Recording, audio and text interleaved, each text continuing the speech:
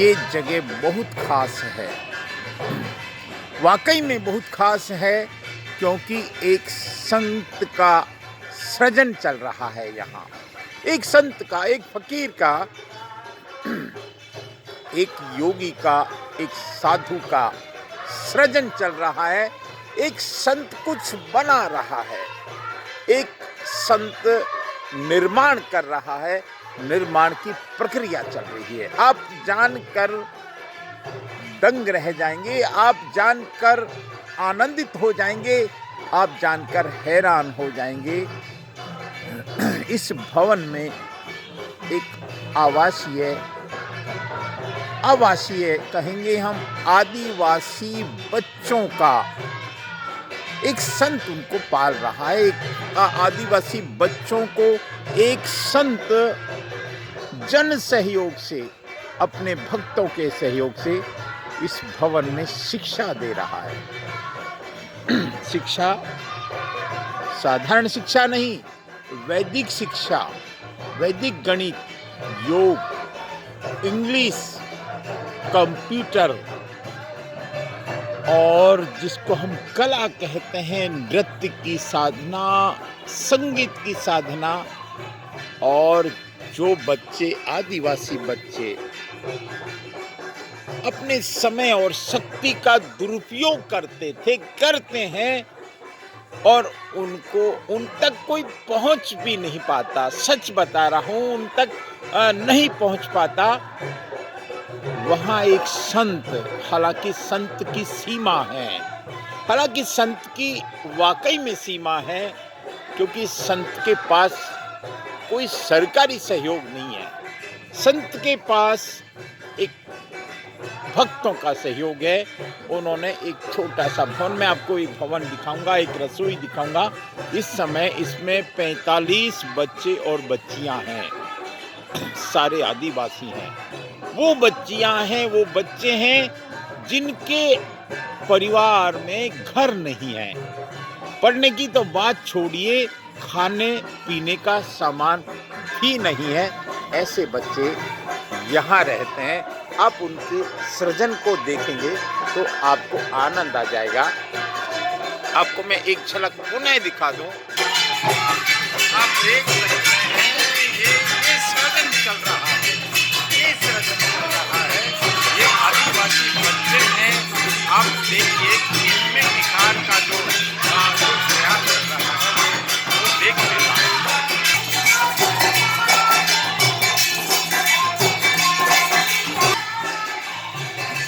यहाँ हम देख सकते हैं एक रसोई है, एक बिल्कुल देसी रसोई है, एक सामान्य रसोई है जहाँ सबका सामूहिक भोजन बनता है। ये यहाँ हम देख सकते हैं। और सबसे बड़ी बात, ये सारे बच्चे जो बहुत छोटे छोटे बच्चे, हमने कई बार देखा है कि ये इस उम्र के बच्चे इतने क्रियाशील नहीं होते।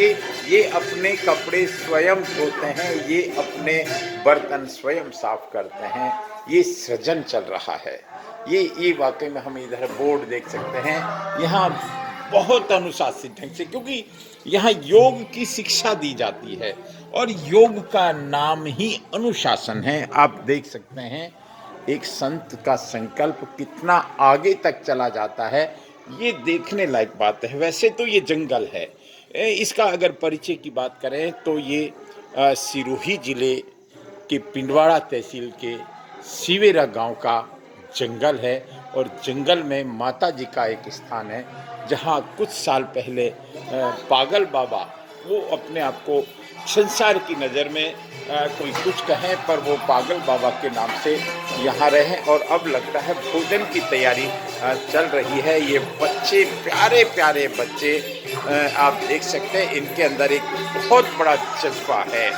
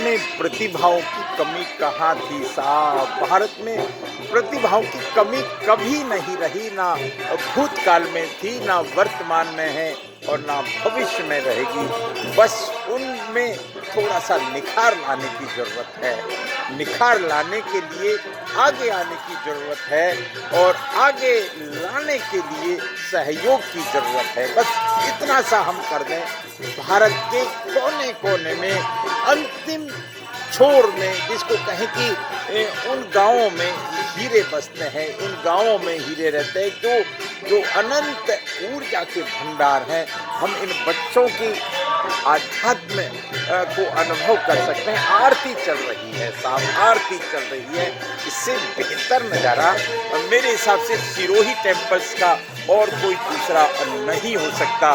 बस आवश्यकता है सृजन की, निर्माण की आवश्यकता है। और आप अब इसमें अकेली सरकार कुछ नहीं कर सकती। हमको हर गांव में एक पागल बाबा तैयार करना पड़ेगा और करना ही पड़ेगा, आगे आना पड़ेगा, तब जाकर कुछ संभावना बनेगी। आज का दृश्य देखकर आपको आरती हो रही है और आरती भी रामायण जी की आरती हो रही है और आप देख सकते हैं कि आरती से आध्यात्मिक ऊर्जा का विकास होता है। नजारा क्या होता है, ये संस्कार जब बचपन से मिलते हैं तो आनंद आ जाता है। माँ की आरती हो रही है, रामायण जी की आरती हो रही है और बड़े भाव से आरती हो रही है। आप देख सकते हैं, इन आरती को देख सकते हैं, बहुत कमाल की आरती हो रही है।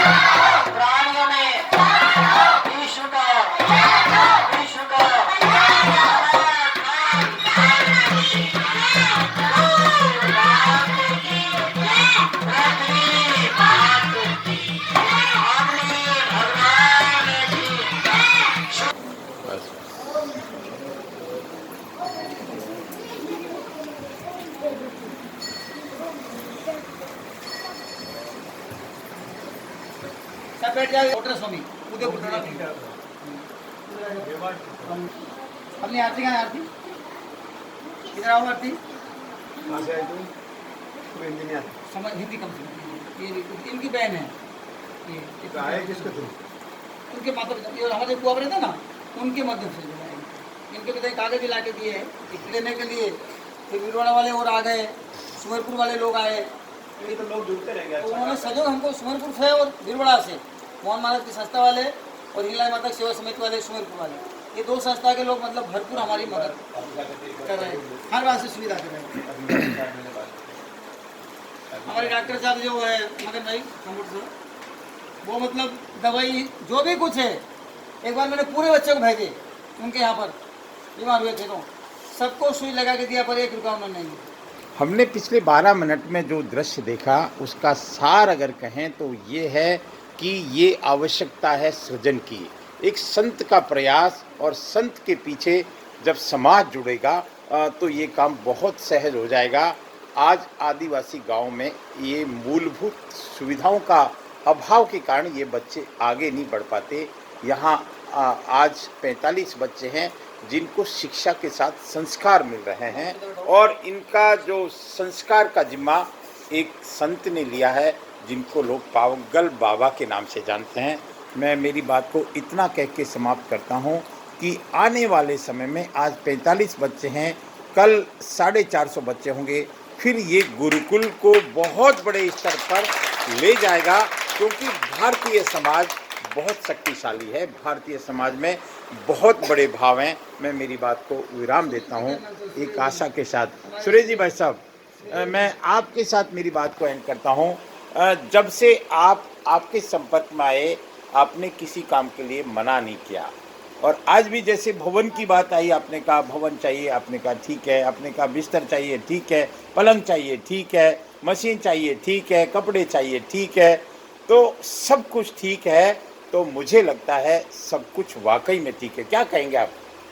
मैं तो क्या एक संदेश देंगे? दलाल हो ईश्वर का, उसकी माया है, हाय उसको हाय हाय। समर्पित है। बस बस मेरा बस, कुछ नहीं। तेरा तुझको अर्पण वाली बात हम देख सकते हैं। स्वामी जी, आपके संकल्प के लिए तो कोई शब्द नहीं है। मैं तो अभी कितना देखिए, आगे ले जाएंगे वापसी इस बात मैं कितना आगे ले जाऊंगा, मैं तो सोचूं कि गगन को छू दूं। को? हाँ हाँ हाँ हाँ, जय हो जय हो जय हो। मैं तो चाहूँ कि गगन को छू दूं। मेरी तो मनोकामना यही है, क्योंकि मुझे तो, मैं प्रयास कर रहा था करीब करीब 20 साल से। मैं बिहार गया, वहाँ मैंने प्रयास किया, MP में प्रयास किया, IP में प्रयास किया, और यहाँ भी प्रयास करते करते बहुत तुम मजबूर, कमज़ोर हो जाता। फिर सुरेश जी का थोड़ा मुझे बल मिला, थोड़ी हिम्मत मिली, आगे बढ़ा। उन्होंने 7 बच्चे के लिए सुरेश जी ने पहले संकल्पित हुए कि 7 बच्चे जो मेरे पास, मैंने बोला कि 7 बच्चे बहुत दयनीय हालत में है, बाहर से आए हुए हैं, उन्हें बोला उनको भोजन चालू करो। फिर मुझे अच्छा नहीं लगा था, मैं बोला 7 बच्चों को रोटी दूंगा, थोड़ा भेदभाव हो जाएगा मेरे प्रति, दूंगा तो सबको दूंगा। कुछ लोगों से संपर्क किया, बिरवाड़ा वाले लोग, लीला माता की सेवा समिति वाला आए, बोले महाराज जी आप चालू करिए ना, आप जो नहीं, और चालू कर आज तक काम हुआ। और मेरा 3 संकल्प है यहाँ पर, 3 विकल्प लेकर के मैं विचार करके खड़ा हुआ हूँ। पहला मेरा ये था, एक पौधा रोपा मैंने, अब ये कितना बड़ा विशाल बट वृक्ष बने, कितना बड़ा बट वृक्ष की तो कोई सीमा नहीं, कितना बड़ा हो सकता है बट वृक्ष, ठीक ये बात। रुक गया है। दूसरा, इसके साथ में पीपल का पेड़ भी एक लगाना है, और एक नीम का पेड़ लगाना है। कौन सा? फिर मैं दूसरा क्या मेरा है कि जो विकलांग लोग हैं, जिनके हाथ पैर नहीं है, ऐसे लोगों को व्यवस्था करने का मैं प्रयास करूँगा। ये मेरा पहले कंप्लीट हो जाए, उन लोगों को भी भोजन यहाँ मिल जाए और तुम आराम से रहो। तीसरा, जिनके घर में माँ बाप को रोटी नहीं दे रहे हैं, लोग बेचारे माँ बाप गरीब स्थिति हैं, कुछ लोग ऐसे हैं जो बच्चे रोटी नहीं देते और वो माँ बाप रोड पर भटक रहे हैं, वृद्धावस्था वाले। उसके बाद में जब वो पढ़ के स्कूल, उसने जब भाषण दिया इंग्लिश में, लोगों की आँख खुली, करें हम भी हमारे बच्चों को भेजें। फिर हमारे वो पिंकी का भाई, एक अर्जुन नाम का वो लड़का आया। तो बाबा जी के 3 संकल्प, गुरुकुल, विकलांगों की सेवा और अंत में वृद्धाश्रम, ये 3 बातों को लेके बाबा जी संकल्पित हैं।